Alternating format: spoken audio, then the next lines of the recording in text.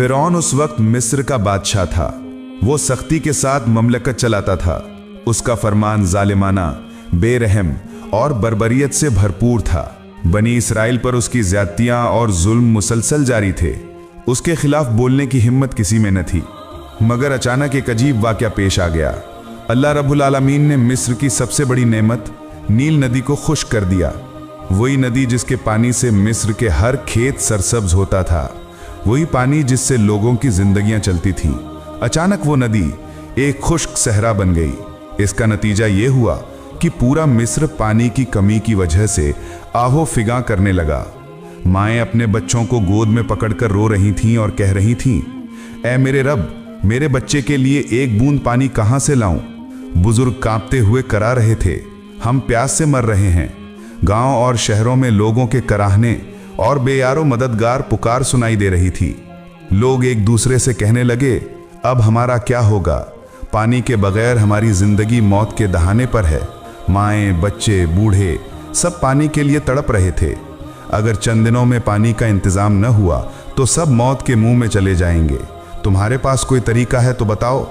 किसी ने कहा, चलो हम सब मिलकर मिस्र के सबसे बड़े नजूमी के पास चलते हैं, वो गिनती करके कोई रास्ता बताएंगे। फिर लोग दौड़कर नजूमी के पास गए। वो सब रोते हुए सारा हाल बयान करने लगे। ए दाना, हमें बचाओ, नील खुश्क हो गई है, लोग प्यास से तड़प रहे हैं, फसलें तबाह हो रही हैं, अब क्या होगा? नजूमी ने कहा, मैं हिसाब लगा कर देख रहा हूं, मिस्र की नील नदी किसी तौर पर भी पानी से भर नहीं सकती। इस मसले का हल मेरे बस में नहीं, बल्कि तुम लोग हमारे बादशाह फिरौन के पास जा सकते हो, शायद वो कोई इंतजाम कर दें। आखिरकार जब कोई तरीका न मिला तो मजबूर मिस्रवासी दौड़ते हुए फिरौन के महल की तरफ गए, क्योंकि उनका ईमान था कि फिरौन ही हर मसले का हल निकालने वाला है।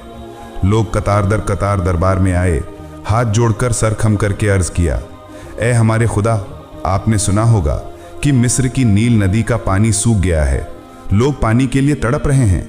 अगर नील में पानी ना आया तो हम सब मौत के मुंह में जा गिरेंगे। आप तो बेशक जबरदस्त ताकत के मालिक हैं, नील में पानी के बहाव का इंतजाम कर दें। इसके अलावा कई लोग कह रहे हैं कि अगर हमारा बादशाह पानी का इंतजाम नहीं करेगा तो हम उसे खुदा तस्लीम नहीं करेंगे। ये बात सुनते ही फिरौन के चेहरे पर खशम तारी हो गया। उसके सीने में घमंड फूटने लगा, मगर उसने कुछ न कहा।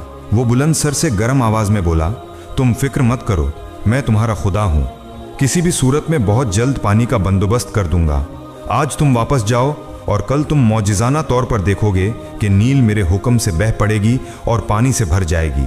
लोग उस दिन उम्मीद की किरण लिए महल से निकल गए, लेकिन रात जब हर तरफ सन्नाटा छा गया तो फिरौन तन्हा अपने कमरे में बैठकर गहरी सोच में डूब गया। वो अपने दिल में सोचने लगा, दरअसल मेरी कोई ताकत नहीं है, सारी ताकतों का मालिक तो बस एक है, जो कायनात का पालने वाला है, अल्लाह। अगर मैं ये बात आवाम के सामने तस्लीम कर दूं तो कोई मुझे खुदा नहीं मानेगा, मुझे कुछ चालाकी करनी होगी। अगली सुबह फिरौन ने अपनी सारी फौज को हुक्म दिया, तुम सब तैयार रहो, अभी नील के किनारे रवाना हो जाओ।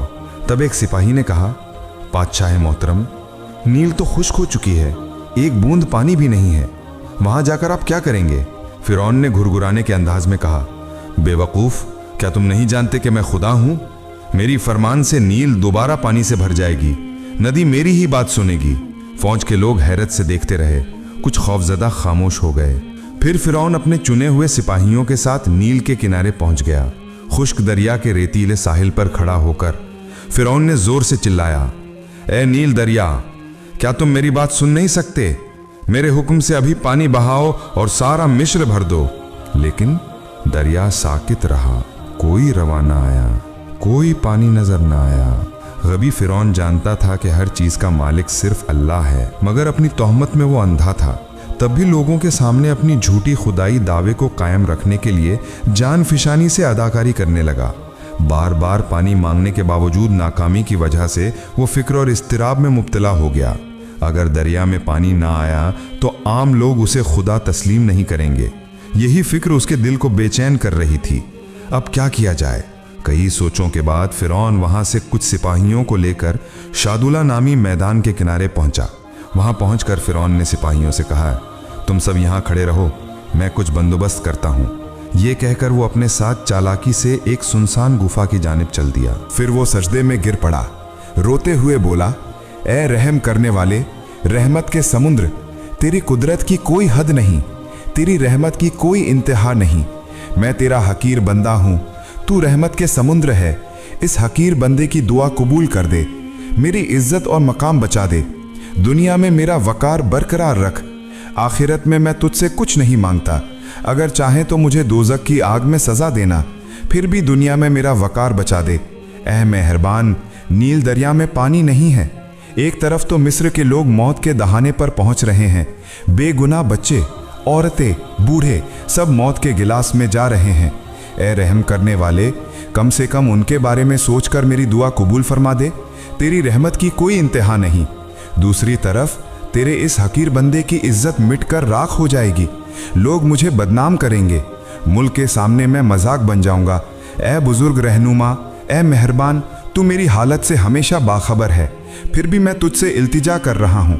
बराए मेहरबानी मेरी दरखास्त कबूल कर दे, मैं तेरी हमेशा शुक्रगुजार रहूंगा। ये कहकर वो बेसाख्ता रो पड़ा। उसी वक्त कहीं से गुफा के बाहर से एक बुजुर्ग ने जोर से आवाज दी, जापना, जरा बाहर आओ। अचानक फिरौन चौंक उठा। तब वो बुजुर्ग बोला, जापना, मैं आपके सामने एक आदमी की शिकायत लेकर आया हूँ, आप इंसाफ फरमा दें। गुफा के अंदर से फिरौन बोला, आप कौन हैं?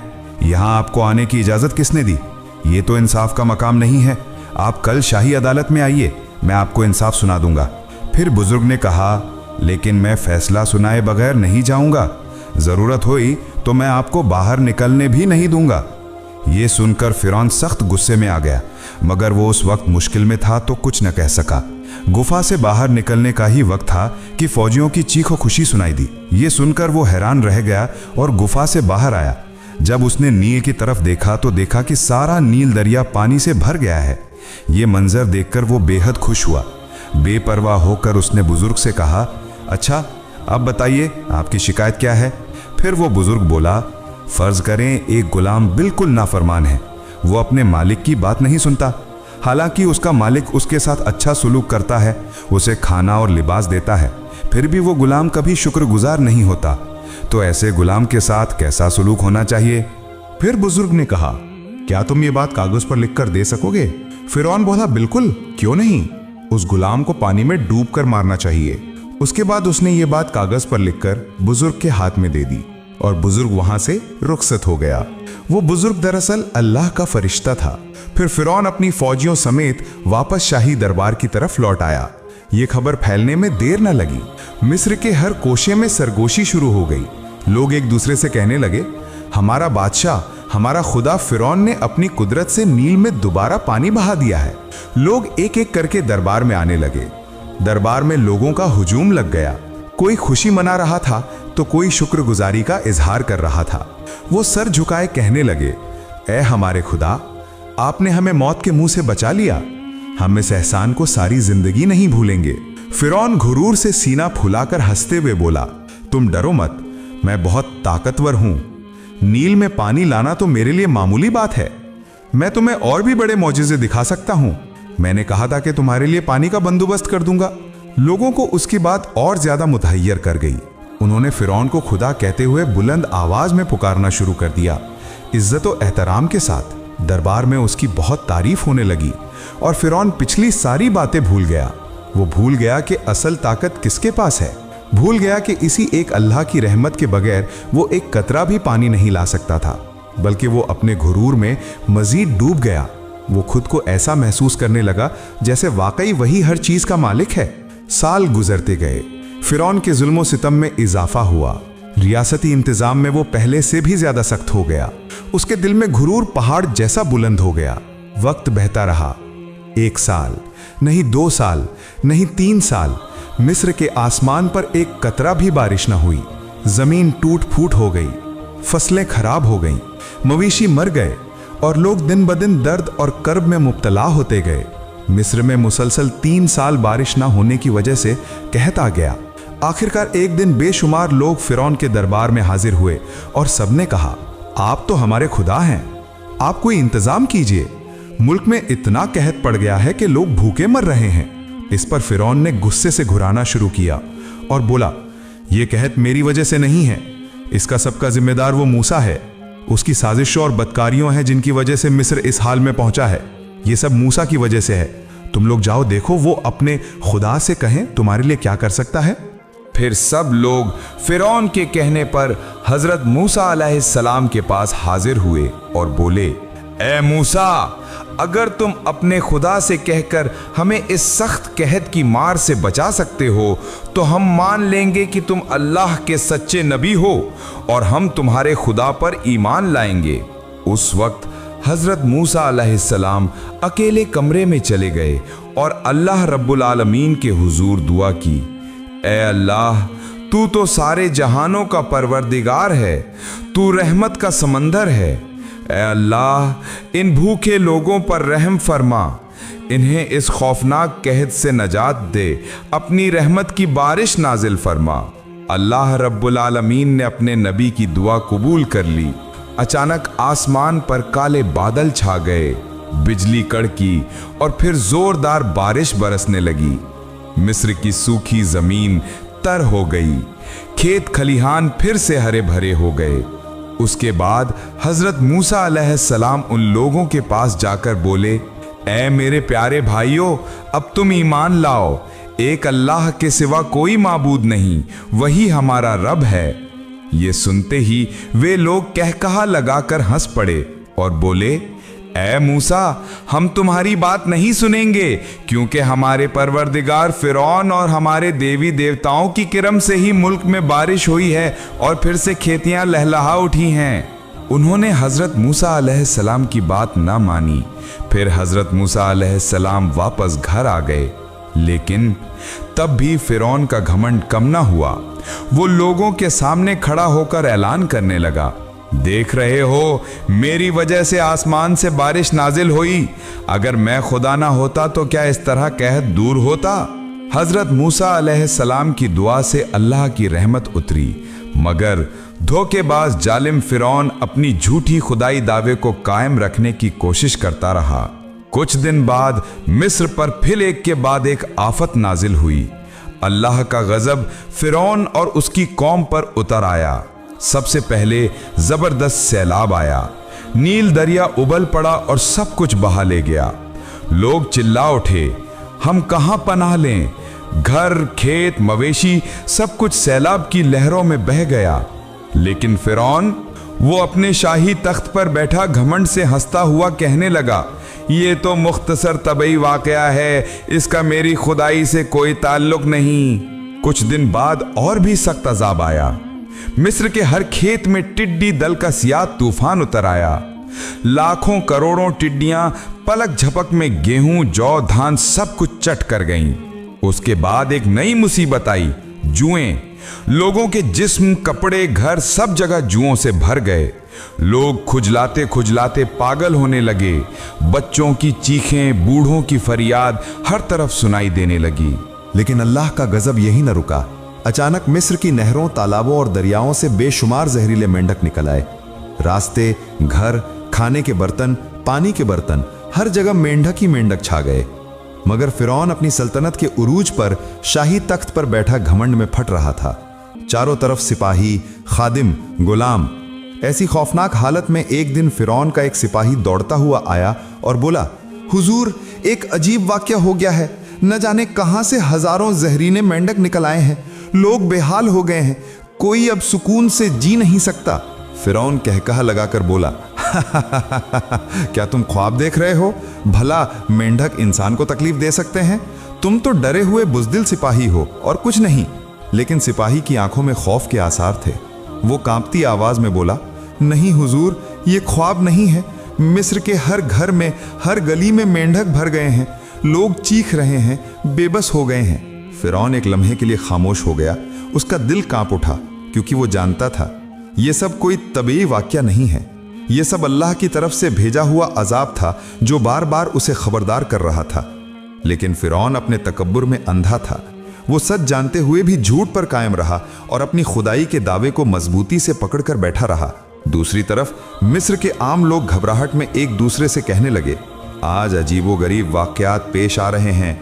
पानी के अंदर चारों तरफ मेंढक ही मेंढक, लाखों करोड़ों मेंढक मिस्र की नहरों, नदी नालों और रास्तों पर छा गए हैं। घरों के अंदर से लेकर खाने के बर्तनों तक कहीं भी मेंढकों से निजात नहीं। आखिरकार एक गिरोह फिरौन के दरबार में हाजिर हुआ और कहने लगा, हुजूर, आप तो कहते थे आप ताकतवर हैं, आपके देवता ताकतवर हैं, तो आज ये क्या माजरा है? मेंढकों के लश्कर ने हमारी नींदें उड़ा दी हैं, हमारे बच्चे खौफ से रो रहे हैं, खाने पीने की चीजें बर्बाद हो गई हैं। फिरौन ने पहले कहकहा लगाकर टाल दिया। वो बोला, ये तो कुछ भी नहीं, हमारे देवता चाहें तो पलक झपकते ही सब खत्म कर देंगे। तुम लोग फिक्र न करो, मैं अभी इंतजाम करता हूं, तुम लोग घरों को लौट जाओ। इसके बाद लोग अपने घरों को वापस चले गए, लेकिन मेंढकों के लश्कर रुके नहीं, बल्कि दिन ब दिन बढ़ने लगे। सिपाहियों के जूतों के अंदर, बावर्ची खाने के देगचों के अंदर, हां तक कि फिरौन के महल के बिस्तर तक पर मेंढक छलांग लगा लगा कर पहुंचने लगे। तब फिरौन चीख कर बोला, जाओ अभी मूसा को बुलाकर लाओ, मैं उसके साथ मुआहिदा करना चाहता हूं। 2 सिपाही हजरत मूसा अलैहिस्सलाम को ये खबर देने के लिए रवाना हुए, लेकिन रास्ते में ही उन्होंने कुछ लोगों को देखा जो हजरत मूसा अलैहिस्सलाम से कह रहे थे, ए मूसा, हमें इस मुसीबत से निजात दो, अपने अल्लाह से दुआ करो कि ये अजाब हटा दे। अगर तुम ये कर सको तो हम वादा करते हैं कि यकीनन तुम्हारे अल्लाह पर ईमान लाएंगे और तुम्हें सच्चा नबी मानेंगे। ये बात खत्म होते ही वे दोनों सिपाही उनके पास पहुंचे और सारा माजरा कह सुनाया। उस वक्त हजरत मूसा अलैहिस्सलाम ने देर न की और फौरन फिरौन के शाही दरबार में हाजिर हो गए। हजरत मूसा अलैहिस्सलाम को देखते ही फिरौन बोला, ए मूसा, अपने रब से दुआ करो कि ये मेंढक हमसे दूर हो जाएं। मैं वादा करता हूं तुम्हारी कौम को आज़ाद करूंगा और तुम्हें सच्चा नबी मान लूंगा। और ये भी कहा कि मैं वादा करता हूं कि तुम्हारे रब पर ईमान लाऊंगा। पूरे अवाम की हालत और बच्चों, बूढ़ों और मासूम इंसानों का ख्याल करके हजरत मूसा अलैहिस्सलाम का दिल पिघल गया। आखिरकार वो घर वापस आए और अल्लाह के हुजूर दुआ की। कुछ ही वक्त में शहर से मेंढक खत्म हो गए। लोगों के दिलों को सुकून नसीब हुआ। दूसरी तरफ फिरौन ने लोगों को यह समझा दिया कि ये मेरी ताकत के सबब मेंढक खत्म हुए हैं। फिर हजरत मूसा अलैहिस्सलाम उन लोगों के पास आए और कहा, ए मेरे अजीज भाइयों, अब तो मुसीबत खत्म हो गई, लिहाजा तुम अल्लाह पर ईमान ले आओ। लेकिन वे कहकहे मार कर बोले, हम तुम्हारे अल्लाह पर ईमान क्यों लाएं? तुम्हारे अल्लाह से कोई भला नतीजा नहीं निकला। जो कुछ हुआ वो तो फिरौन की वजह से हुआ है। फिर हजरत मूसा अलैहिस्सलाम फिरौन के शाही दरबार में हाजिर हुए और कहा, तुमने तो कहा था, तुमने वादा किया था कि यह मुसीबत टल गई तो अल्लाह पर ईमान लाओगे, लेकिन सख्त दिल और मक्कार फिरौन ने अपना वादा तोड़ दिया। वो हंसते हुए बोला, मैं वादा नहीं निभाऊंगा, मैं ही मिस्र का सबसे ताकतवर रब हूं। यह सुनकर हजरत मूसा अलैहिस्सलाम बहुत परेशान दिल के साथ वापस लौटने लगे। यूं फिरौन का झूठ और तकब्बुर बढ़ता ही रहा। हालांकि वो ये भूल गया कि ये तो सिर्फ अल्लाह का एक अजाब था, उसके लिए और भी भयानक यातनाएं इंतजार कर रही थीं। फिर अल्लाह रब्बुल आलमीन ने हजरत मूसा अलैहिस्सलाम को फिरौन और उसके अनुयायियों पर नाराज होकर आदेश दिया, ए मूसा, तुम बनी इसराइल को लेकर एक रात चुपचाप मिस्र से निकल जाओ। तुम सब नील नदी के किनारे पहुंचो, मैं तुम्हें हिकमत के साथ नदी पार करा दूंगा और फिरौन और उसके अनुयायियों को नील के पानी में डुबो दूंगा। आखिरकार अल्लाह के आदेश से हज़रत मूसा अलैहिस्सलाम अपने अनुयायियों को लेकर मुहर्रम की 9वीं तारीख की रात चुपके से रवाना हुए। हज़रत हारून अलैहिस्सलाम काफिले का मार्गदर्शन कर रहे थे, लेकिन हैरानी की बात यह थी कि इतने बड़े काफिले के मिस्र से निकलने के बावजूद किसी ने नहीं देखा। इसकी वजह यह थी कि उस समय मिस्र में हैज़ा की महामारी फैल गई थी। जब हज़रत मूसा अलैहिस्सलाम और हज़रत हारून अलैहिस्सलाम अपने साथियों के साथ नील की तरफ रवाना हो रहे थे, ठीक उसी समय एक सिपाही ने उन्हें देख लिया। उसने तुरंत फिरौन के पास जाकर कहा, हुजूर, मूसा अपने अनुयायियों को लेकर देश से भाग रहा है। ये खबर सुनते ही फिरौन गुस्से में चीख पड़ा और बोला, तुरंत सेना को तैयार करो, मैं हर एक बनी इसराइली को इबरत का निशाना बना दूंगा। इस आदेश के मुताबिक 20 लाख घुड़सवार सेना के साथ फिरौन नील की तरफ रवाना हुआ। आगे आगे फिरौन और पीछे लश्कर। इधर हज़रत मूसा अलैहिस्सलाम अपने अनुयायियों के साथ नील नदी के किनारे खड़े थे। ठीक उसी समय हज़रत जिब्राइल अलैहिस्सलाम तशरीफ़ लाए और कहा, अल्लाह का नाम लेकर अपनी लाठी दरिया पर मारो। हज़रत मूसा अलैहिस्सलाम ने लाठी मारते ही दरिया के बीच में एक चौड़ा रास्ता बन गया। इस तरह हजरत मूसा अलैहिस्सलाम और उनके साथी 12 काफिलों की शक्ल में आराम से गुजर गए। वे पीछे मुड़कर देखने लगे कि फिरौन का लश्कर दरिया के किनारे पहुंच गया है। ये नज़ारा देखकर बनी इसराइल घबरा गए और सोचने लगे, अगर फिरौन का लश्कर हमें पकड़ ले तो हमारे बचने का कोई रास्ता नहीं। इधर फिरौन जब नील नदी के किनारे पहुंचा और दरिया के बीच में सूखा रास्ता देखा तो ये करिश्मा देखकर हैरान रह गया। उसने सोचा, ये मूसा का कोई जादू तो नहीं, अगर हम इस रास्ते से गुजरें तो कहीं कोई आफत ना आ जाए, लेकिन अगर अभी ना निकलें तो वे सब हमारी पहुंच से बाहर हो जाएंगे, फिर पकड़ना मुमकिन ना होगा। फिरौन सोच में डूबा हुआ था कि अचानक हजरत जिब्राइल अलैहिस्सलाम एक सिपाही का रूप धारण कर घोड़े समेत उस रास्ते पर दरिया पार कर गए। ये देखकर फिरौन के दिल में हौसला पैदा हुआ। वो भी घोड़े पर सवार होकर रास्ते में उतर पड़ा। उसके पीछे पूरा लश्कर चल पड़ा।